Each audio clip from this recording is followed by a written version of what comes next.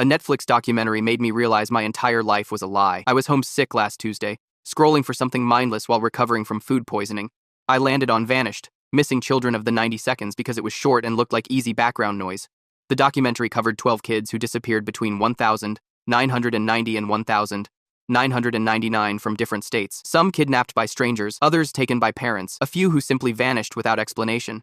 I was half paying attention, drifting in and out of sleep, until episode 2 showed a photo that made me sit up so fast I nearly fell off the couch. The missing child was Tommy Rivera, age 4, disappeared from a Phoenix grocery store in 1995, but the photo looked exactly like me as a child. Not similar, identical. Same round face, same dark curly hair, same gap in my front teeth, even the same scar above my left eyebrow from falling off my bike when I was 6. I paused and stared at the screen. The resemblance was so perfect it felt like looking at an old family photo, except I'd never seen this particular picture before. I screenshotted it and compared it to childhood photos on my phone. Everything matched perfectly. But according to my parents, I was born in Seattle in 1991, not Phoenix. We'd lived in the same house my entire childhood. Never moved anywhere. I called my mom that evening, trying to sound casual. I mentioned watching this documentary about missing kids and asked about my early childhood, specifically if we'd ever lived in Arizona when I was little. Her response was immediately strange. She got quiet for a long time, then said we'd never been to Arizona, and why was I asking such weird questions? When I pressed for more details about my early years, she became defensive and said she had to help Dad with something. That night, I went through every family photo album in my apartment, the ones my parents had given me when I moved out. Something felt wrong about the pictures. All my baby photos were taken in the same few locations, always the same furniture, same backgrounds. But in the documentary, Tommy's family described living in a blue house with a white fence. In my earliest photos, I could see glimpses of blue exterior walls and what looked like white fence posts. My parents always said we lived in the red brick house on Maple Street my whole childhood. I drove to my parents' house the next day with printed screenshots from the documentary. They weren't home, but I still had my old key. I went straight to their bedroom closet where Mom kept old photo boxes she never organized. Hidden behind winter coats, I found a box I'd never seen before. Inside were documents with different names, old IDs that didn't match our family, and photos of me as a toddler in locations that definitely weren't Seattle. There was also a yellowed newspaper clipping about Tommy Rivera's disappearance, and that's when I found the birth certificate that proved I was the missing child they'd been searching for. My hands are shaking so badly I can barely hold the birth certificate. Tommy Rivera, Phoenix, Arizona. The photo on the documentary wasn't just similar, it was me. I am Tommy Rivera. I am the missing child from that grocery store in Phoenix. I sit on my parents' bedroom floor, surrounded by evidence of their deception, trying to breathe through waves of nausea. The yellowed newspaper clipping trembles in my grip. 4-year-old Tommy Rivera, missing, parents desperate for answers. There's a photo of a woman clutching a teddy bear, tears streaming down her face. My biological mother, a woman I've never met but whose DNA I carry. The sound of the garage door opening sends a jolt of adrenaline through me. They're home. My parents know. My kidnappers are home. I gather the evidence with shaking hands, stumbling down the stairs just as they walk through the door. Hey, sweetie. What a nice surprise, Mom says, her smile faltering when she sees my face. What's wrong? Are you still feeling sick? Dad sets down grocery bags, his eyes darting to the documents clutched in my hands. His face drains of color. Who am I? My voice sounds foreign to my own ears. Who am I really? Mom's hand flies to her mouth. Dad reaches for the counter to steady himself. Where did you find those? He asks, his voice barely above a whisper. I spread the documents on the kitchen counter. The birth certificate, the newspaper clipping, the photos of me in the blue house with the white fence, the evidence of their lies. I watched a documentary about missing children, I say, my voice steadier than I feel. Tommy Rivera disappeared from a Phoenix grocery store in 1995. I saw his photo. It was me. Mom collapses into a kitchen chair, her body folding in on itself. Dad remains frozen, staring at the evidence like it might disappear if he looks hard enough. We were going to tell you, Mom says finally, tears streaming down her face. We always planned to tell you when you were old enough to understand. Understand what? I slam my hand on the counter. That you stole me? That my entire life is built on a kidnapping? It wasn't like that, Dad interjects, his voice pleading. We loved you from the moment we saw you. We've always loved you. End glow. Then explain. I demand. Pointing to the birth certificate. Explain how I went from being Tommy Rivera in Phoenix to your son in Seattle. They exchange a look, the same look they've shared my entire life when making difficult decisions. Only now I recognize it for what it is, the silent communication of conspirators. We couldn't have children. Mom begins, her voice breaking. We tried for 7 years, 3 miscarriages. The last one nearly killed me. The doctors said I couldn't try again. Dad moves to her side, placing a hand on her shoulder. We were desperate. We'd been through every fertility treatment, every adoption agency, either rejected or put on waiting lists that stretched for years.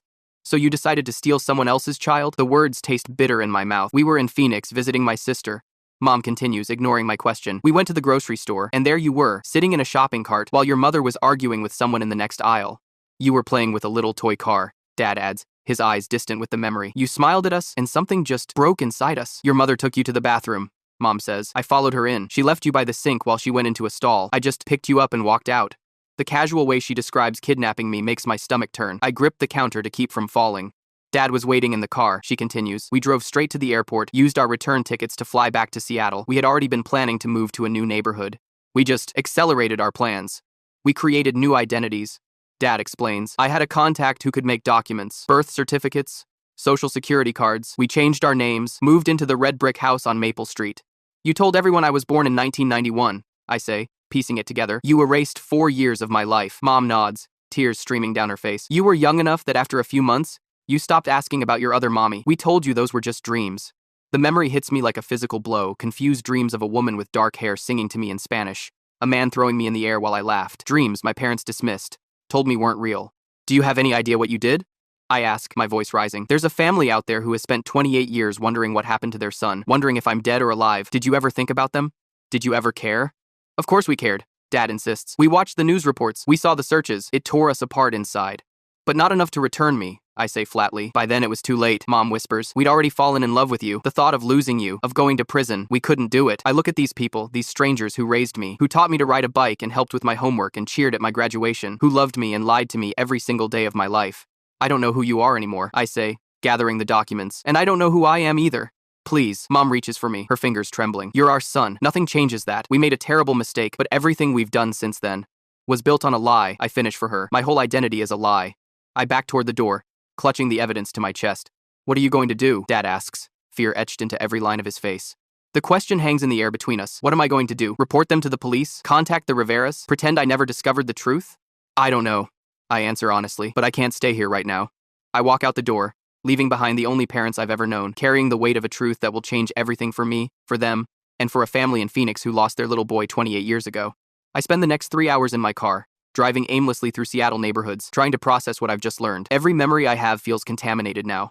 My 6th birthday party wasn't my 6th birthday at all. I was actually 10. The scar above my left eyebrow didn't come from falling off my bike when I was 6. I was 10 then too. My entire timeline is wrong. When my phone battery hits 5%, I finally pull into a Starbucks parking lot. I need to charge my phone and figure out what to do next. The documents are spread across my passenger seat, evidence of my stolen life. Inside, I order a coffee I don't want and plug in my phone at a corner table. My hands are still trembling as I open my laptop and type "vanished, missing children" of the 90 seconds into the search bar. The documentary's website appears, along with contact information for the producers. Before I can talk myself out of it, I click on the Contact Us link and start typing. My name is... I pause, fingers hovering over the keyboard. Who am I? The person I thought I was doesn't exist. I delete the sentence and start again. I watched your documentary last week. I believe I am Tommy Rivera, who disappeared from Phoenix in 1995.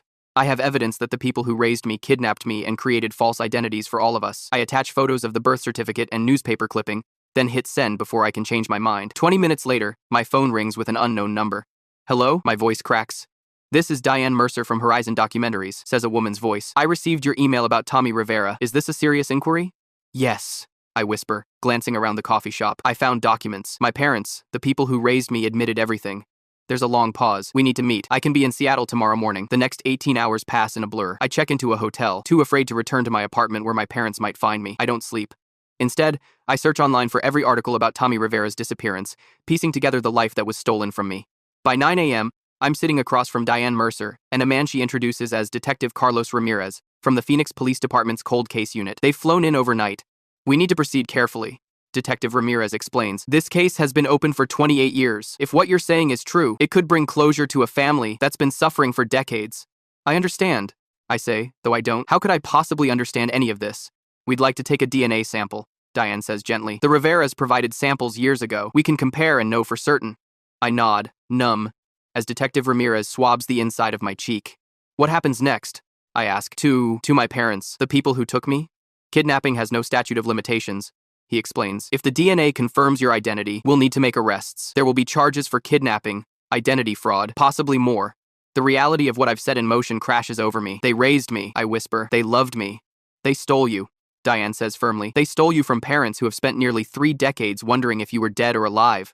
2 days later, the DNA results confirm what I already know. I am Tommy Rivera. The media explodes with the news. Missing child found after 28 years, screams every headline. My phone won't stop ringing with calls from reporters.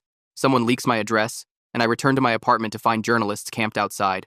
I watch from a distance as police cars pull up to my parents' house. They're led out in handcuffs. My mother sobbing, my father's head bowed in shame.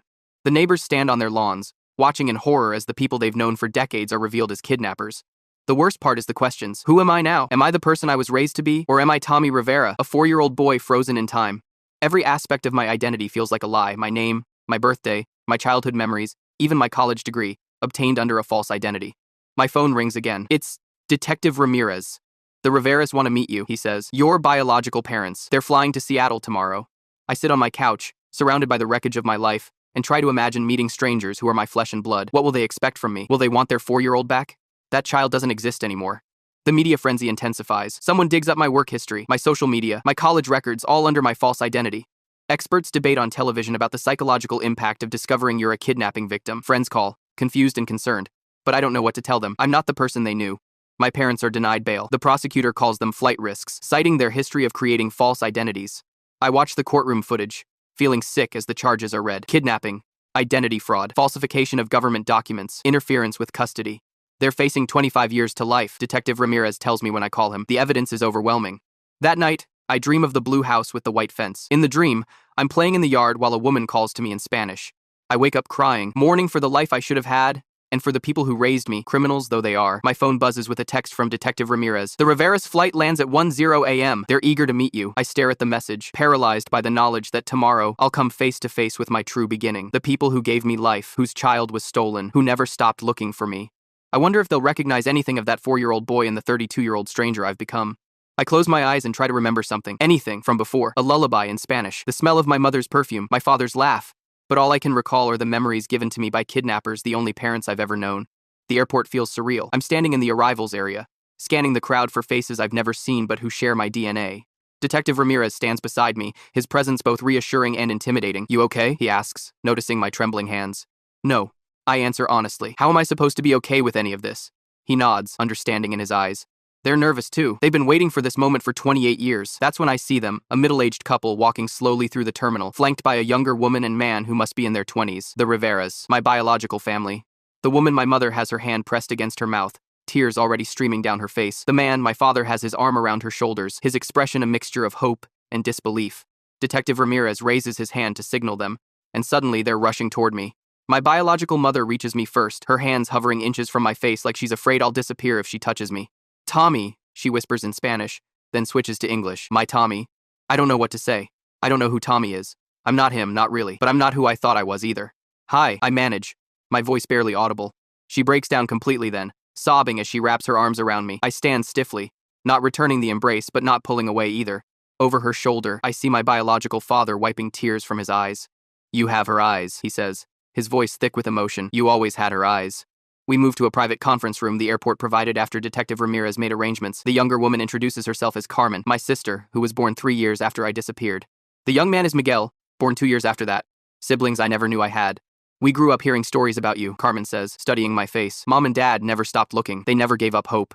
My biological mother, Elena is her name, opens a tattered photo album she's brought with her. I want to show you who you were, she says softly, before they took you from us. The photos show a smiling toddler with dark hair and eyes, playing in a yard in front of a blue house with a white fence. There I am in a kiddie pool, squealing with delight as my father sprays me with a garden hose. Another shows me on my 3rd birthday, chocolate cake smeared across my face, a plastic fire truck clutched in my hands. That was your favorite toy, my father Roberto says, pointing to the truck. You took it everywhere, even to the grocery store that day. The day I disappeared, the day my life was stolen. Did they? Elena hesitates, her voice breaking. Did they treat you well? The people who took you? The question hits me like a physical blow. How do I answer that? Do I tell her that my kidnappers were loving parents who read me bedtime stories and taught me to ride a bike? Do I tell her that the woman who stole me from that bathroom held me through nightmares and nursed me through fevers? Yes, I say finally, they did. The silence that follows is heavy with conflicting emotions. I can see the relief in Elena's eyes, but also something else, jealousy, perhaps, or resentment that strangers got to witness all the milestones she missed. We brought you this, Roberto says, breaking the tension. He hands me a small, worn fire truck. Its red paint chipped and faded. We saved all your toys. We kept your room exactly as it was. We always believed you'd come home someday. I take the truck, turning it over in my hands. It feels foreign, a relic from a life I can't remember. I'm sorry, I say, not knowing what else to offer. I don't remember any of this. Elena reaches for my hand. It's not your fault, mijo. You were so young. We can help you remember, Miguel adds eagerly. We can tell you everything about your first 4 years, but that's just it. They can tell me about Tommy Rivera's first 4 years. But what about the 28 years that followed? The years I lived as someone else entirely? I have questions, I say, setting down the fire truck. About what happens now? Detective Ramirez, who's been sitting quietly in the corner, steps forward. That's understandable. This is an unprecedented situation. Do you expect me to move to Phoenix? I ask, directing the question to my biological parents. To just leave my life here and become Tommy Rivera again? The hope in their eyes dims slightly. We just want to know you, Elena says carefully, to be part of your life in whatever way you'll allow. We know you're not 4 years old anymore, Roberto adds. We don't expect to pick up where we left off. But I can see in their body language that's exactly what part of them wants to reclaim the child they lost, to somehow make up for 28 years of absence. That evening, after an emotionally exhausting day with the Riveras, I visit my parents, the people who raised me in jail. The contrast between the joyful reunion at the airport and the sterile visitation room is jarring. My mother looks small in her orange jumpsuit, her eyes red-rimmed from crying. My father seems to have aged a decade in just a few days. You met them, my mother says. It's not a question. I nod. They seem like good people. They are, my father says quietly. We watched them on the news for months after we took you. They loved you very much. Then why? I ask, the question that's been burning inside me. Why would you do that to them? My mother leans forward, her hands pressed against the glass between us. I was dying, she whispers. I stare at her, not comprehending. What? I had stage 4 ovarian cancer. She continues. The doctors gave me 6 months. We'd tried for years to have a child, and I was going to die without ever being a mother. My father takes over, his voice barely audible. The cancer went into remission. A miracle, the doctors called it. By then, we'd already taken you, already created our new lives. We couldn't go back. So you just kept me? The anger rises in my throat. You let another family suffer for decades because it was convenient for you? No, my mother says fiercely. Because we loved you. Because you became our son in every way that mattered. Because the thought of losing you was worse than any prison sentence.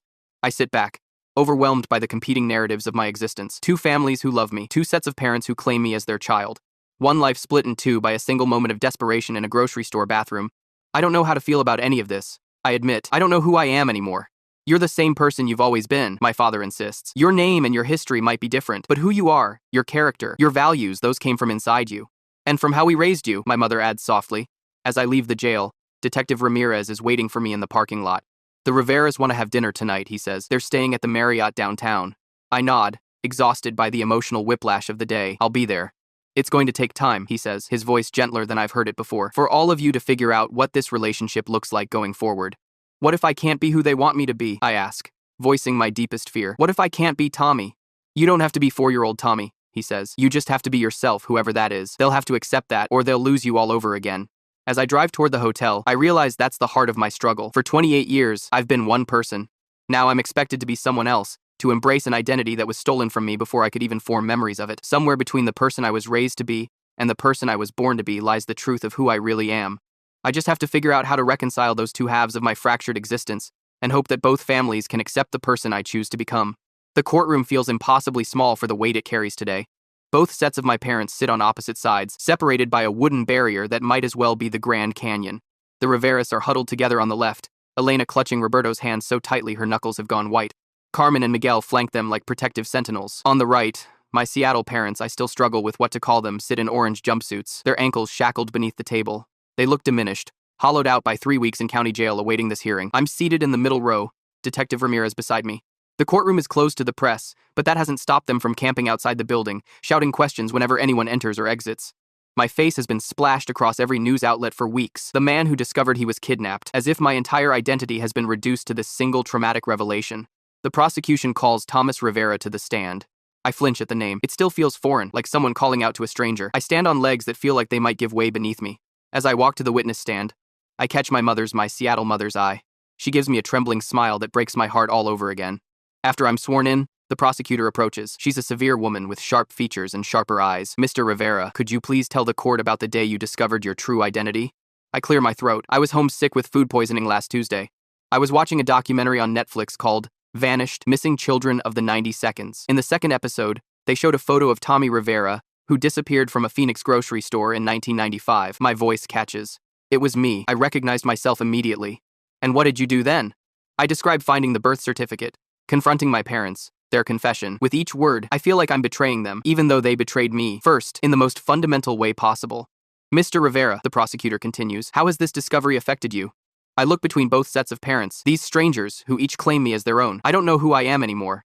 I admit, for 28 years, I believed I was born in Seattle in 1991. I have memories of growing up in a red brick house on Maple Street. I remember getting this scar above my eyebrow when I fell off my bike at 6. Except I wasn't 6, I was 10. I wasn't born in Seattle. My entire timeline is wrong.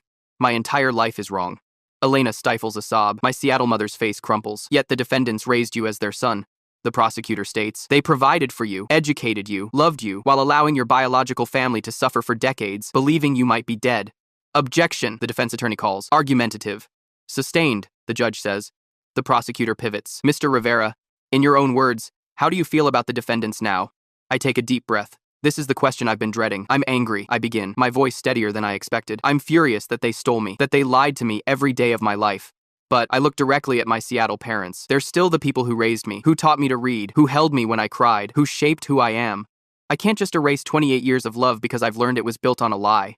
I turn to the Riveras, and I feel guilty for saying that, because another family has suffered unimaginably because of what they did. The Riveras lost their son. They deserve justice. The courtroom is silent when I finish. The defense attorney rises for cross-examination, approaching cautiously. You mentioned that the defendants told you about your mother's Mrs. Johnson's terminal cancer diagnosis at the time of the kidnapping. Could you elaborate on that? She said she had stage 4 ovarian cancer. The doctors gave her 6 months to live. She and my father had tried for years to have children. She was going to die without ever being a mother. And what happened with her cancer? It went into remission. The doctors called it a miracle. So by the time they realized she would survive, they had already established new identities in Seattle? Yes. And returning you at that point would have meant prison for them and losing you forever? Objection, the prosecutor interjects, leading the witness. Sustained. The defense attorney nods. Mr. Rivera, in your own assessment, were you well cared for by the defendants? Yes. I answer honestly. They were good parents, loving parents. No further questions. After I step down, both attorneys make their closing arguments. The prosecutor emphasizes the devastating impact on the Rivera family, the years of deception, the calculated nature of the identity fraud. The defense attorney speaks of a desperate, dying woman who made a terrible mistake, then found herself trapped by it when she unexpectedly survived. When the judge returns with his decision, the courtroom holds its collective breath. In my 20 years on the bench, I've never encountered a case quite like this one. He begins. What the defendants did was inexcusable. They stole a child from his family and maintained that deception for nearly 3 decades. My Seattle parents bow their heads. However, I must also acknowledge that they provided a loving home and raised Mr. Rivera to be a productive member of society. The unusual circumstances of Mrs. Johnson's terminal diagnosis at the time of the kidnapping, while not excusing her actions, does provide context. The judge looks directly at my Seattle parents. Mary and David Johnson, I hereby sentence you each to 10 years in prison with the possibility of parole after 5 years. Additionally, you will pay restitution to the Rivera family in an amount to be determined in civil court. 10 years. The number hangs in the air. My Seattle mother Mary begins to cry silently. David reaches for her hand across the table. Tommy, Mary calls out as they're led away. We love you. We've always loved you. I can't speak. Can't move. I just watch as the only parents I've ever known are taken through a side door, out of my life. Afterward, in the courthouse hallway, Elena approaches me hesitantly. We don't want to pressure you, she says. We know this is impossible for you. We'd like you to visit Phoenix, Roberto adds. See the house where you lived your first 4 years. Meet your extended family, but only when you're ready. I nod, grateful for their understanding. I need time to process everything. Of course, Elena says. We've waited 28 years. We can wait a little longer. 6 months later, I'm standing in front of a blue house with a white fence in Phoenix. The Rivera family, my biological family, stands behind me, giving me space as I take in the home I can't remember. I've spent these months establishing boundaries, building relationships slowly. I've learned to speak Spanish again, words returning to me like echoes from a forgotten dream. I've also visited Mary and David in prison twice. Those visits were painful, but necessary. I'm not ready to forgive them, but I'm trying to understand. This was your favorite spot, Elena says, pointing to a corner of the yard, where a plastic slide now stands for Miguel's young daughter. You used to play with your trucks here for hours. I close my eyes, trying to summon a memory that isn't there, but something else comes instead, not a memory, but a feeling. A sense of belonging that has nothing to do with DNA or legal documents or birth certificates. I'm not Tommy, I say finally, turning to face them. Not the Tommy you lost. I can't be him. Pain flashes across Elena's face, but she nods. We know. Active and a climb. But I'm not entirely the person I was raised to be either, I continue. I'm something in between. Both of those people and neither of them at the same time. Roberto steps forward. Then who are you? It's the question I've been wrestling with since that Tuesday, when food poisoning led me to a documentary that shattered my world. Who am I when everything I believed about myself was a lie? I'm still figuring that out, I answer honestly, but I'd like to do it with all of you in my life, if that's okay. Elena's eyes fill with tears, but she's smiling. More than okay. As we walk toward the blue house with the white fence, I realize that identity isn't something fixed and unchangeable. It's fluid, constantly evolving. My story didn't begin in Seattle in 1991, nor did it begin in Phoenix in 1991. It began in both places and continues to be written every day. I am Tommy Rivera. I am the person raised in Seattle. I am both. I am neither. And I am something entirely new. A person forged in the collision of 2 families, 2 histories, 2 truths. And somehow, that feels like enough.